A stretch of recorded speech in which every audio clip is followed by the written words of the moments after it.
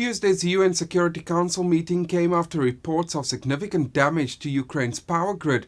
With the temperatures now plummeting, the damage has triggered massive blackouts, telephone and internet outages, and a reduction in water supplies throughout the country. The UN's Under-Secretary General for Humanitarian Affairs, Martin Griffiths, says the attacks by Russia continue to impede the capacity of humanitarian agencies to provide aid to civilians, particularly in areas close to the front lines. In Ukraine today, the ability of civilians to survive is under attack.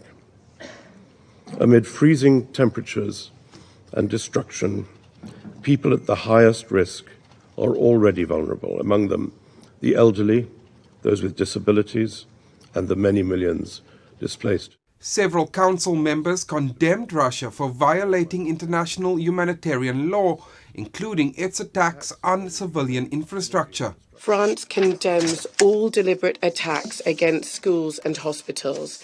These acts are serious crimes punishable by international law, and they are part of grave violations established by this Council's resolutions. China has called on the Council to initiate dialogue and peace talks, especially in light of the humanitarian crisis facing Ukraine.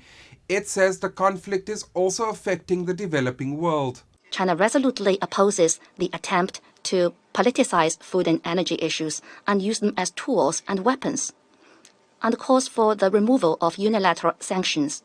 Instead, we should maintain the momentum of global economic recovery and reduce the impact of the crisis on developing countries. Russia, however, is not backing down, saying its attacks in the Ukraine are justified. Responsibility for this has to be borne by the Zelensky regime and his Western sponsors, who say that they absolutely want to defeat Russia. That is their choice, not ours. And until Kiev and the West understands this and sees this, we will protect our interests with all means available to us, all legitimate military means. Russia has called for another meeting of the Security Council on Friday. It wants to discuss the impact of weapons being supplied by the West to Ukraine.